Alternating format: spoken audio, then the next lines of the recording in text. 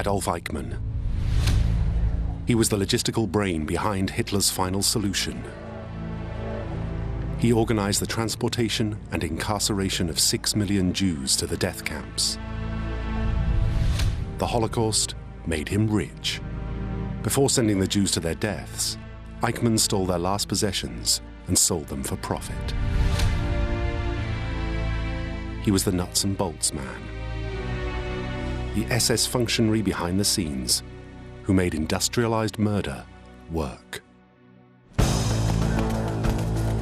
At the end of the war, when others were being arrested, Eichmann vanished.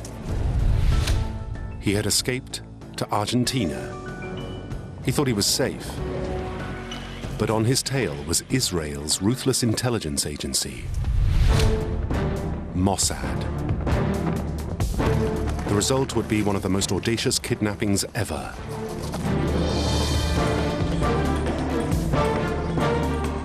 And perhaps the most famous Nazi trial of them all.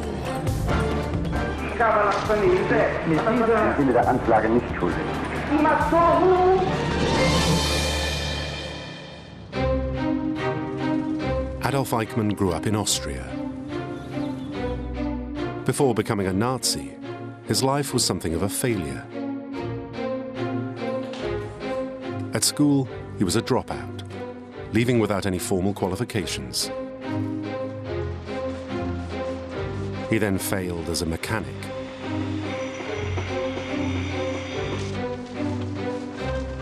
Eichmann was reduced to trying a succession of minor jobs before ending up as a clerk in an oil company. His work demanded that he organize the delivery of oil and other stocks to customers across Austria.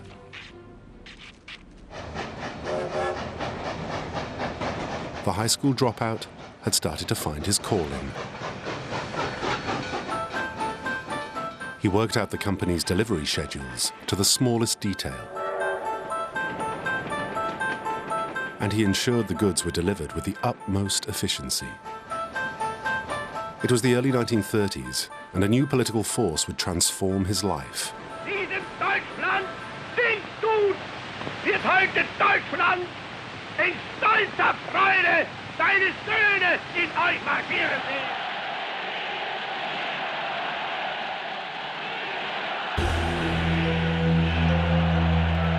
Adolf Hitler's brand of right-wing politics appealed to Eichmann. His rhetoric of a greater Germany incorporating Austria into an Aryan empire struck a chord with the young clerk.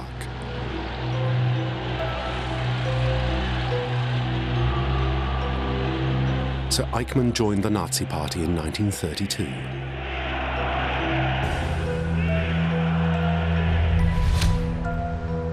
His path to evil had now begun.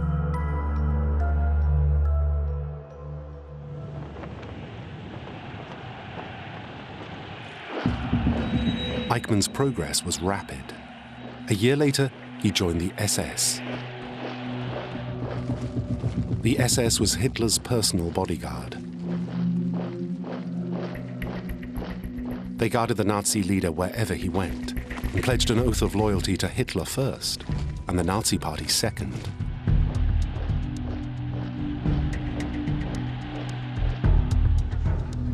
Joining the SS was no easy task.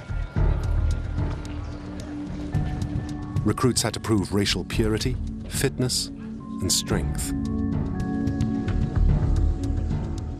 For a man whose life had been a failure, at last, he had status. And he never looked back.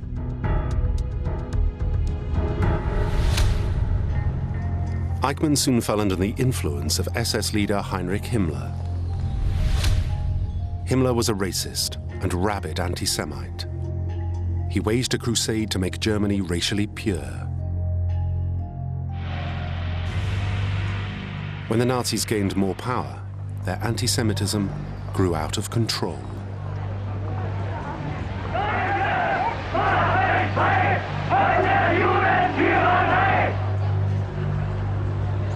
Himmler wanted an answer to the Jewish problem. His vision was of Germany Judenrein, or Jew-free. He invited solutions from every quarter. Eichmann saw this as his chance. By becoming an expert on Judaism, he thought he could become a big figure in the SS. So he studied Jewish history, culture, and religion. He even learned Hebrew.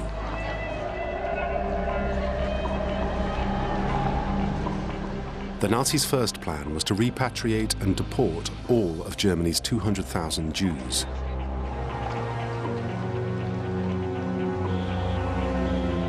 And in 1938, events in Austria would be the catalyst for Eichmann's personal involvement in this process. In March, Adolf Hitler annexed Austria.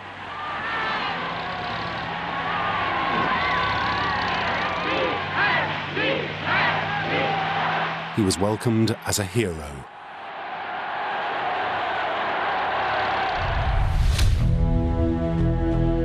Now, Adolf Eichmann was sent into Austria to deal with the Jews. He was asked to form the Central Office for Jewish Emigration. Its sole role was to expel all 180,000 Jews from Austria. It was a task he took to with relish.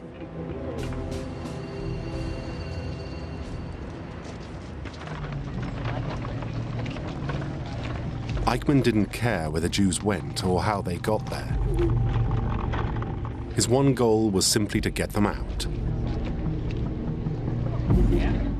To achieve this end, he used terror and intimidation. 100,000 Jews were forced out in 1 year.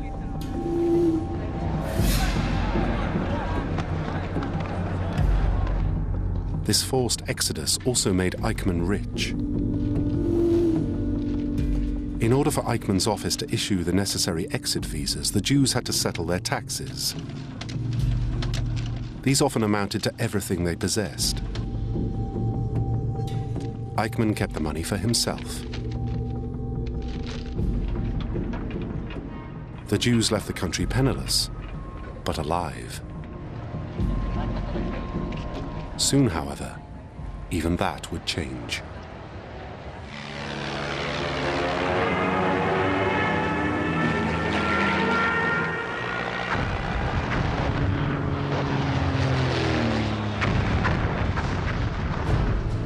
On September the 1st, 1939, Hitler invaded Europe.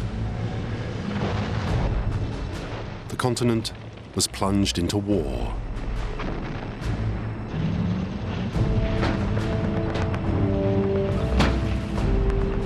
The German Blitzkrieg crushed everything in its path.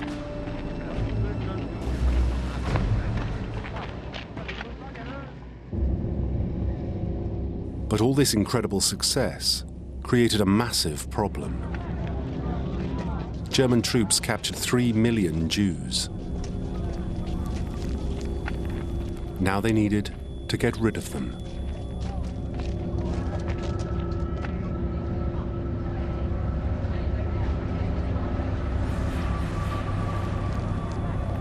At first, special squads of soldiers and police were sent in to execute them.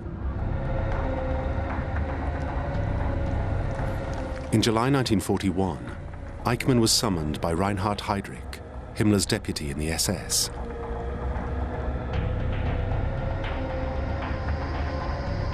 Heydrich was particularly famous for his hatred of Jews.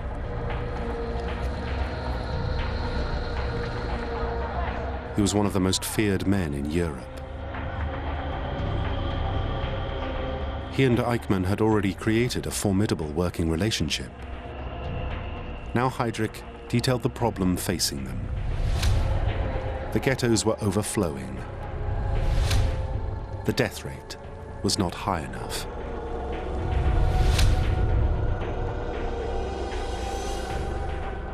Heydrich needed someone to help him in a very important role. Eichmann was put in charge of subsection 4B4 of the Reich Central Security Office. Housed in a bland building on Kurfürstenstrasse in Berlin, this innocuous-sounding department hid a dark secret. From here, Eichmann would help run the policy known as the Final Solution. It had been decided the Jews would be sent to special extermination camps.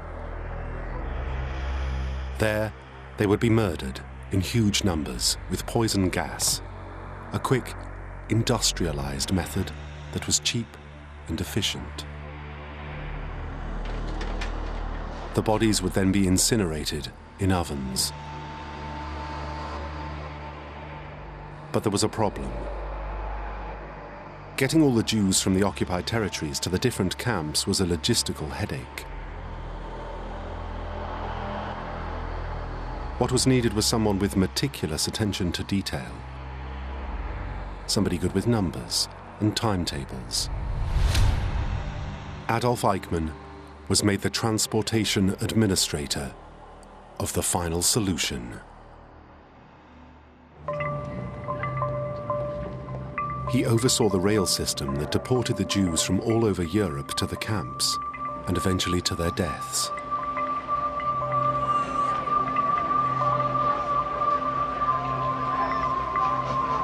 He was so good at his job that the commandant of the Auschwitz death camp complained that Eichmann was sending him more human freight than he could possibly kill.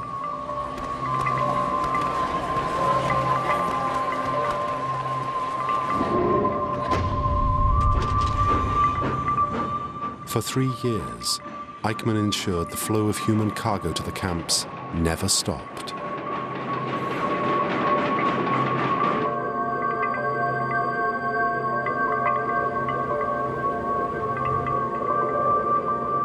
But by September 1944, the course of the war had turned against Germany.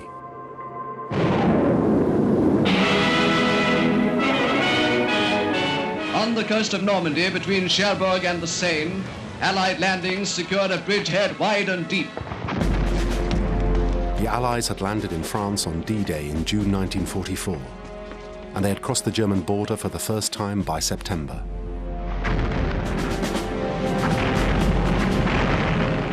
Renewed First Army activity on the Hürtgen Forest Front, through which our troops have been fighting since crossing the German frontier in September. Tanks paced the advance of an infantry division. Now on German soil, the Allies were battling their way towards the heart of the Reich.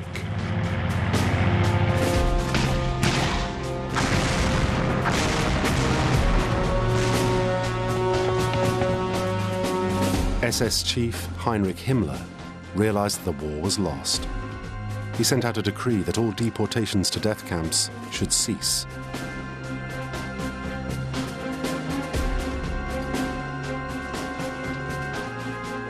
Himmler was hoping to hide as much evidence of the Nazi atrocities as possible from the advancing Allies.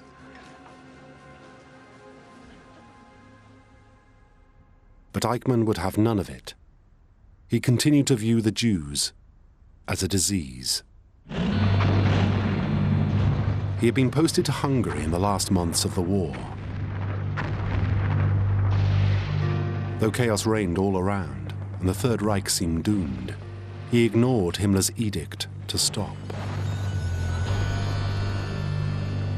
Instead, he rounded up 50,000 Jews and, with no trains running, sent them on an 8-day march to their deaths.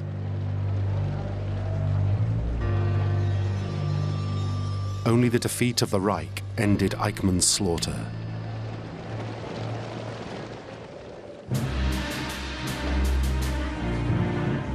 On May 7th, 1945, Germany finally surrendered. The slaughter of the Jews was at last over.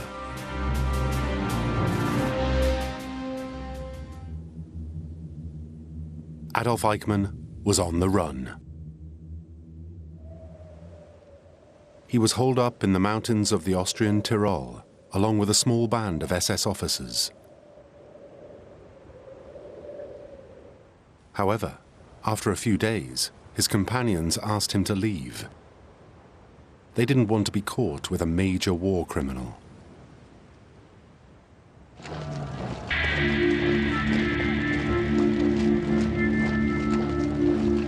Eichmann now melted into the throngs of prisoners of war and demobilized Germans who were making their way across Germany.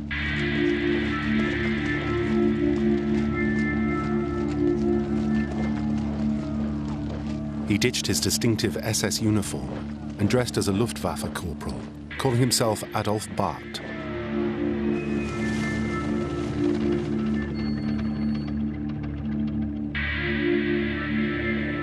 After trudging for several days, Eichmann had got as far as the outskirts of the city of Ulm in southwest Germany.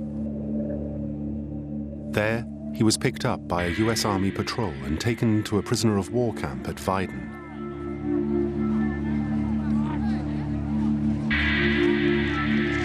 As Eichmann waited to be processed, he noticed that officers were excused manual work, whereas enlisted men were worked hard every day.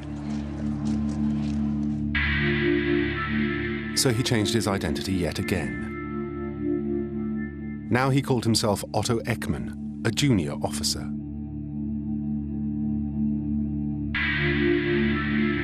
Eichmann was held at Weiden for 2 months before being moved to Oberdarkstaden in northern Bavaria.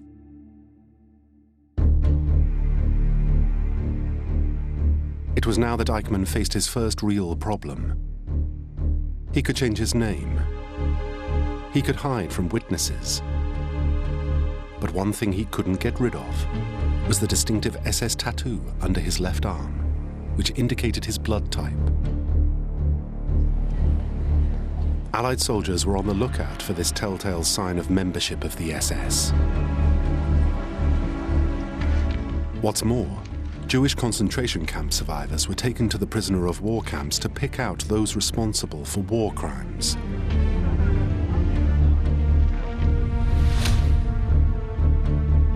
Eichmann feared that his true identity would soon be uncovered, because by now the world was learning exactly what role he had played in the Holocaust.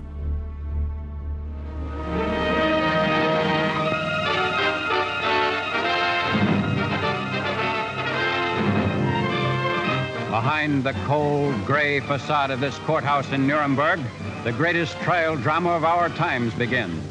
Here, the governments of France, Russia, Great Britain, and the United States, representing civilization, oppose the top 20 leaders of an aggressor nation. The big Nazis are being charged with mass crimes against humanity.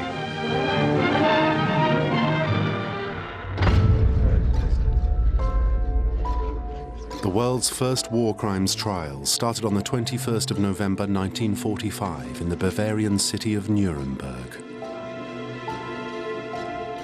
Known as the trial of the century, the statements from witnesses sent shockwaves around the world. Hitler und seine Genossen.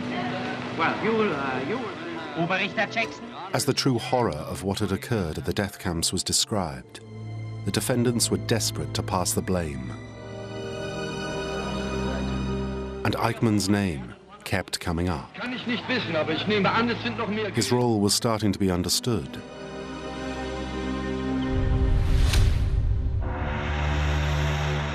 A colleague of Eichmann's, Dieter Vicious-Lenny, claimed he had said he would leap into my grave laughing because the feeling that I have 5 million human beings on my conscience is for me a source of extraordinary satisfaction.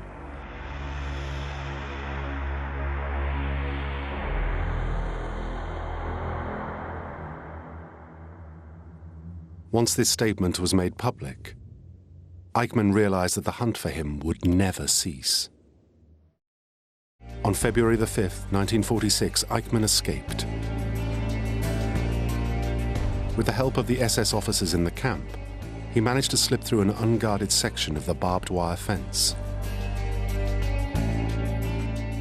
He headed south to the small market town of Prien, where he spent the next 6 weeks being sheltered by an SS sympathizer. From there, Eichmann moved to the small town of Eversen in northern Germany.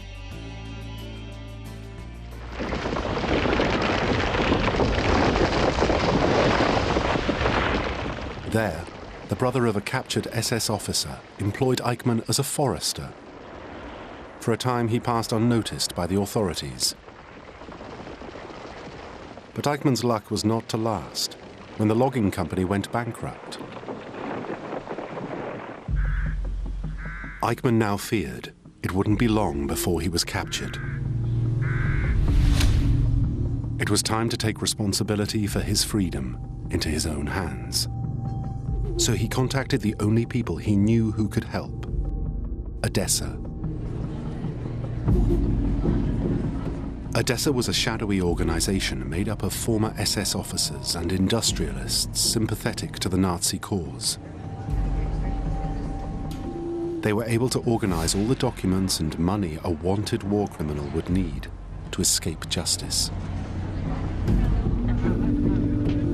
With the net appearing to tighten, Eichmann contacted Odessa to make good his escape.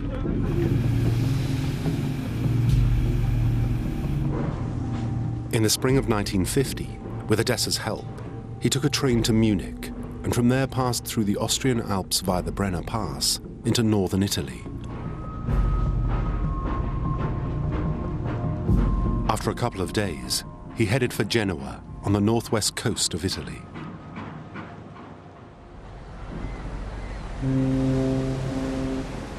The plan was to get a boat to Argentina, but first he needed his travel documents. Odessa put him in contact with another Nazi sympathizer who sent him to the Red Cross office in Genoa. There he was issued with a Red Cross passport. He then took the passport to the Argentine consulate, which issued him with an entry visa and the all-important certificate of identity. On June the 17th, Eichmann, now known as Ricardo Clement, boarded a ship for Buenos Aires.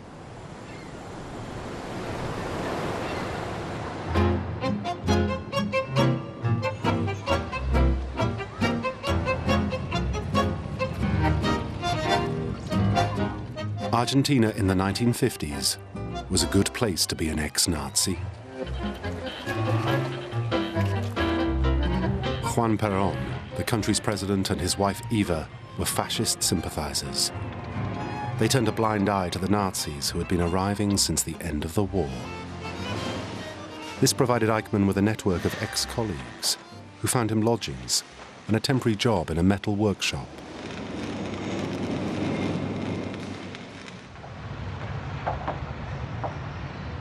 A short time later, this was followed by a full-time job as an engineer in a construction company, 700 miles northwest of Buenos Aires. The company was funded by the Argentine government and employed more than 300 Germans, among them several high-ranking Nazi Party officials. Eichmann took a cottage in a mountain village and quietly settled in. With the trail having gone cold in Europe, he felt safe for the first time in 5 years, in a country that wasn't interested in his past. But there was one man who was still after him: Simon Wiesenthal.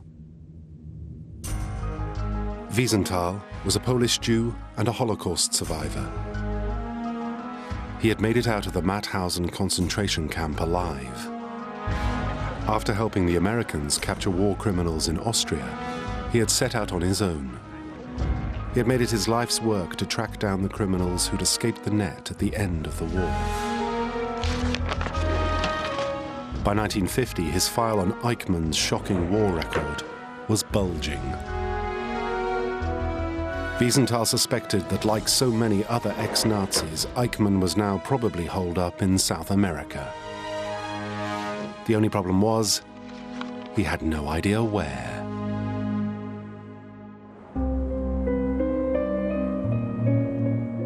Wiesenthal did have one lead. Eichmann's wife and family lived in this village in Austria's Altersee region. From his offices, he was able to keep tabs on Eichmann's family. He hoped that one day they would lead him to his quarry. But in June 1952, Eichmann's wife took the children and vanished without trace.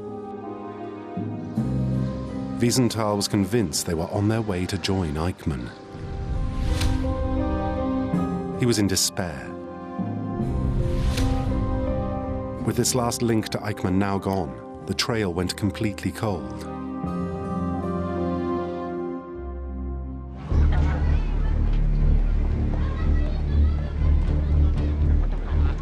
Eichmann's family were indeed in Argentina. They were living in Olivos, a rundown district of Buenos Aires. But the Argentine economy had collapsed, and like so many in the country, the former Nazi found himself on hard times.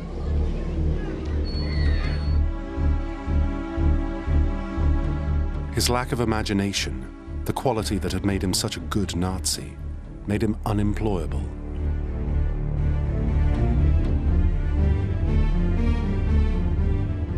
He lost his savings in a failed laundrette venture and struggled to find other work.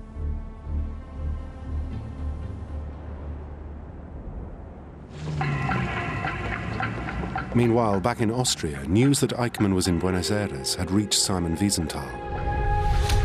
He received the tip-off from an informant who showed him a letter detailing Eichmann's whereabouts. The hunt was back on. Wiesenthal immediately contacted the Israeli consulate in Vienna and passed on the information. But to his great disappointment, there was no reaction.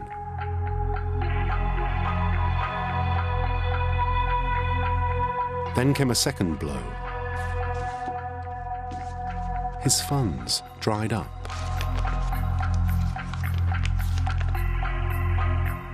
Even though he had discovered Eichmann's hiding place, Simon Wiesenthal was forced to close his Nazi hunting office and give up the chase.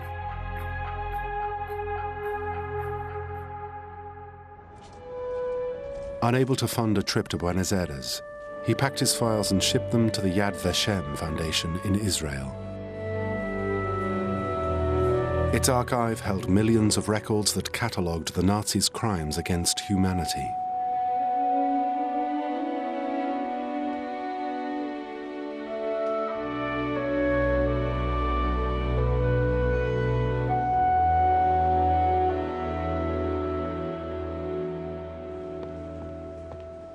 It seemed that the file on the hunt for Eichmann would end up in a museum, gathering dust.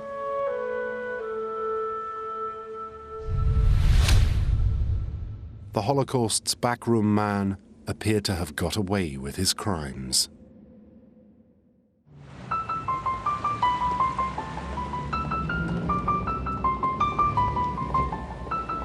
In 1957, the focus of the search for Eichmann switched to Frankfurt.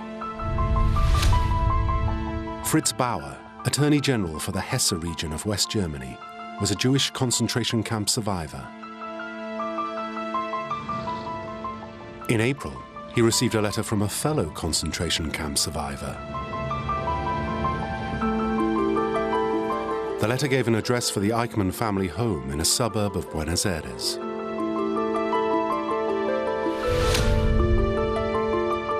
Unable to turn to Simon Wiesenthal, Fritz Bauer faced a problem. What to do with this precious piece of intelligence? He was social democrat, he was anti-Nazi, and he was Jewish. And he got the information where Eichmann was living, under what name. And instead of giving it to the German police or the German Foreign Office, he came to the Israelis and gave them the information. Bauer could have gone to the German government in Bonn, but his motives for going to the Israelis was simple. I asked him why. You're an official of another country. He said at the time there were quite a few people who were sympathetic to the Nazis in the German government circles. And I was sure that if I gave them the information, that would have been either shelved, either lost, or Eichmann would have changed his name and his address.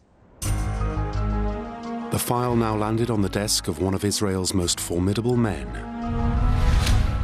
Issa Harel, head of Mossad, the most effective secret service agency in the world.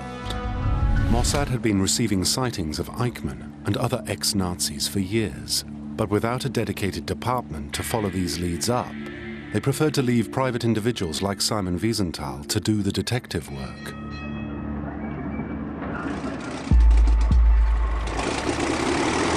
Eventually, on the 6th of November 1957, Harel agreed to dispatch one of his agents to Frankfurt to meet Bauer.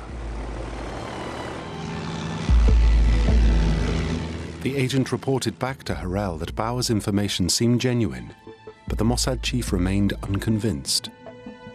In fact, he did nothing for 2 years.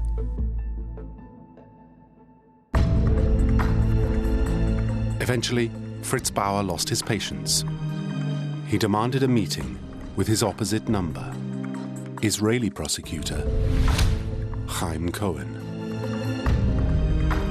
Cohen suggested that he, Bauer, and Harel meet for one last time to review the evidence.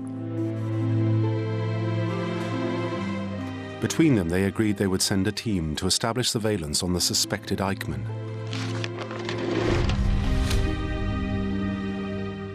So, Zvi Aharoni, Israel's top investigator, was sent to Buenos Aires.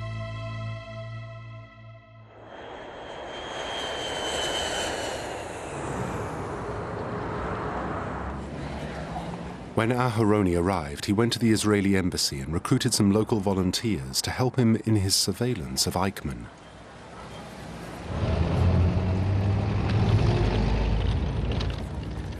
On the 3rd of March 1960, the operation began.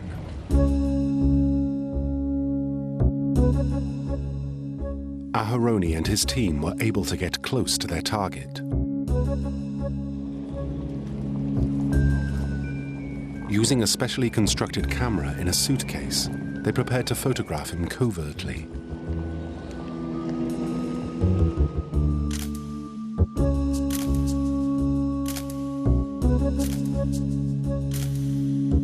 There was no doubt. It was Eichmann. When Aharoni reported back that the German intelligence had been correct, Harel wanted to know if he should kill Eichmann.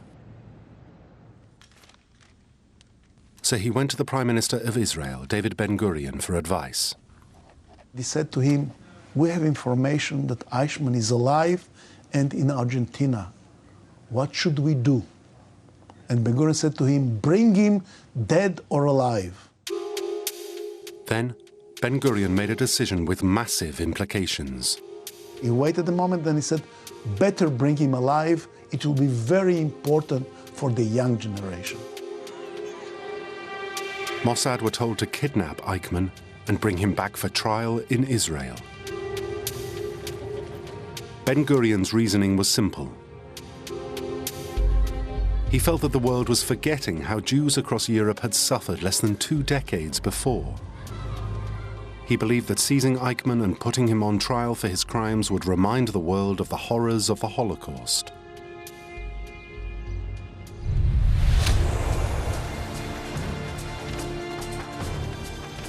In April 1960, the main snatch team flew into Argentina disguised as air stewards. The 8-man team was led by Rafi Eitan. Harel would join them in person a few days later. He wanted to be on hand to make sure everything went according to plan.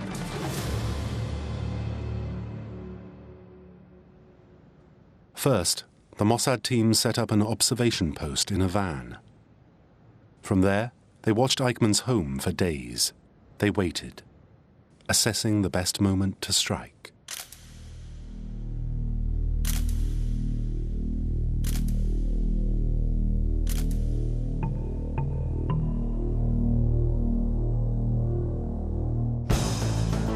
Finally, at around 8 o'clock in the evening of May the 11th, they went into action. One of those who snatched Eichmann, Moshe Tavor, recounts what happened next. וצביקה התנפל עליו, והם שניהם היה שביל, ובצד היה לגשם תעלה. שניהם התגלגלו לתעלה. תפסתי אותו ברגליים, והוא תפס אותו.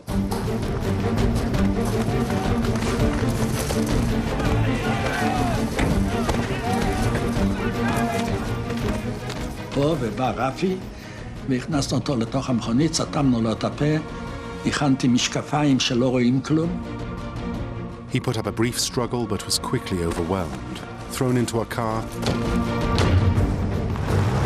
and driven off at high speed. They brought him to a house, they kept him there prisoner, and at one of the most dramatic moments he said, Ich bin Adolf Eichmann. They asked him, who are you? He said, I am Adolf Eichmann.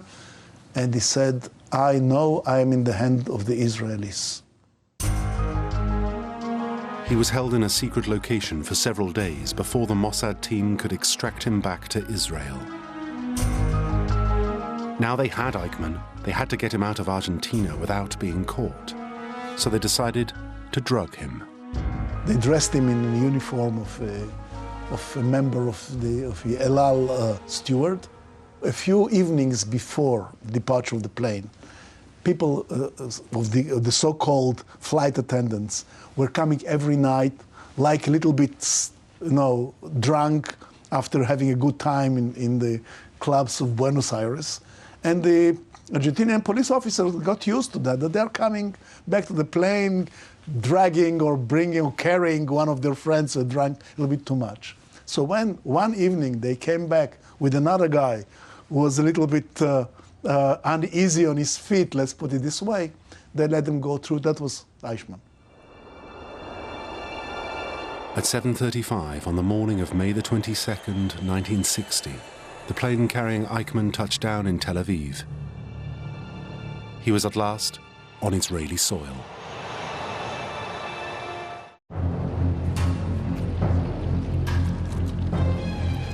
At 4 p.m. on May the 23rd, 1960, David Ben-Gurion strode into the Knesset, the parliament in Jerusalem.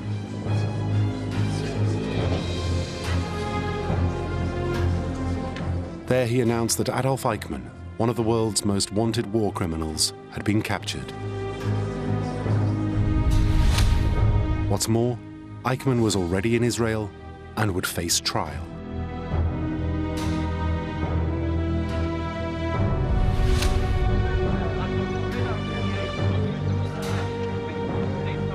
News of Eichmann's capture raced around the world.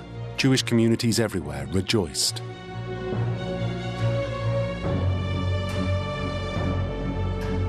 But Argentina was less enthusiastic about a kidnapping on its soil and demanded the Nazi be repatriated.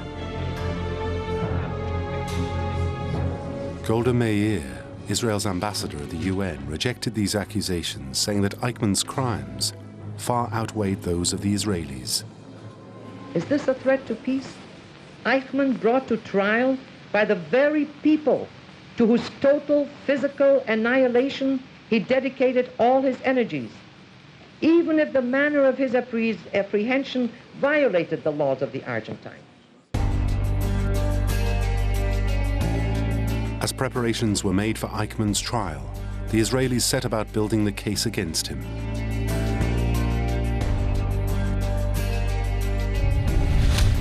On the 29th of May 1960, Eichmann's interrogation began. The prosecutors were determined to get hard facts and form a watertight case around his role in the Third Reich, and in particular, the final solution. Over the following 9 months, he underwent 275 hours of interview, which ran to over 3,000 pages of notes.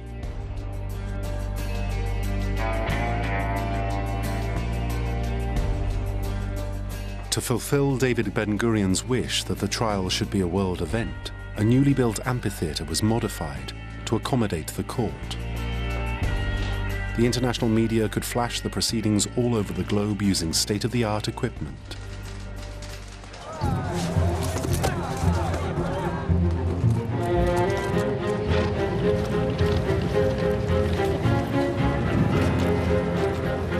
Adolf Eichmann's trial began in Jerusalem at 9 a.m. on April the 11th, 1961, before 3 of the country's most distinguished judges, each of them Jews who'd escaped from Germany in 1933, the year Adolf Hitler became Chancellor.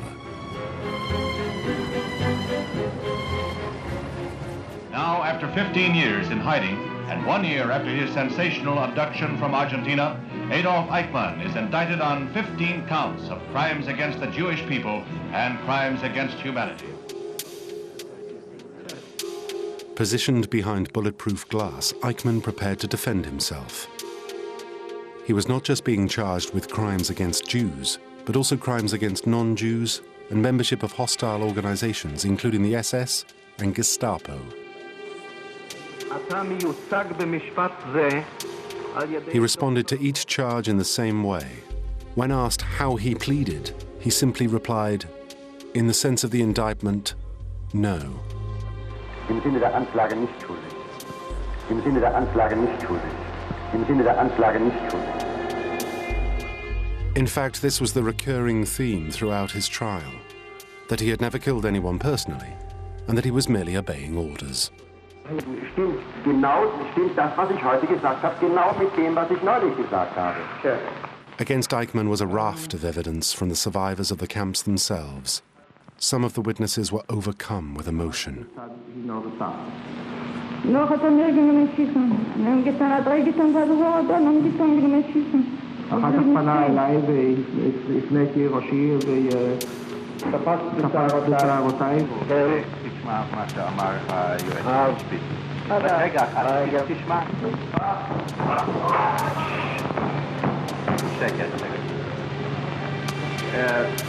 שבו במקומכם בבקשה, אני מבקש מאוד, כן? כל אחד יושב במקומו. תצא מכאן, אתה מפריע.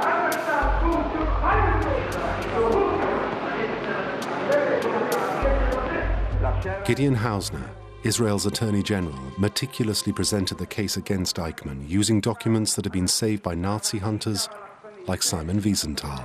Abzeichnung für jede 4 Juden senkrechte Striche und für den 5. ein diagonaler Strich. Aus dem Reich nach dem Osten denselben Maßnahmen unterworfen sind. The case was damning. Finally, on December the 15th, 1961, Eichmann was found guilty of all counts and sentenced to death.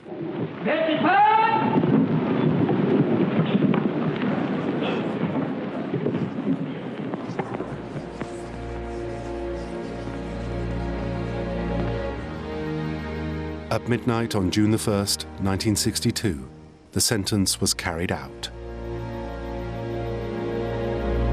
It was the first and last time that the State of Israel would carry out a judicial execution. Eichmann's body was cremated under cover of darkness in a makeshift oven, and the ashes scattered miles out over the Mediterranean Sea. The Israeli authorities wanted no trace left which could be turned into a Nazi shrine.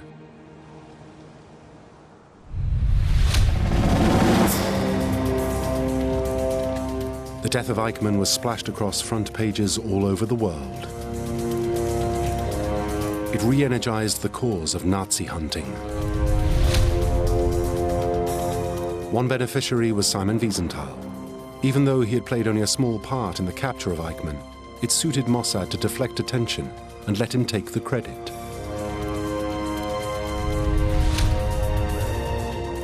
Wiesenthal's reputation soared. Funds poured in, enabling him to carry on with his Nazi hunting activities and chase other wanted Nazis. Following the Eichmann affair, Fritz Bauer, whose own involvement remained secret for 20 years, continued to prosecute war criminals until his death in 1968. Issa Harel, the Mossad chief, who was at first so reluctant to follow up Bauer's information on Eichmann, resigned in 1963 to take up a short-lived career in politics. He died, aged 91, in 2003. As for Eichmann, the little functionary who helped kill so many people, he would epitomize the phrase that would describe so many other Nazis: the banality of evil.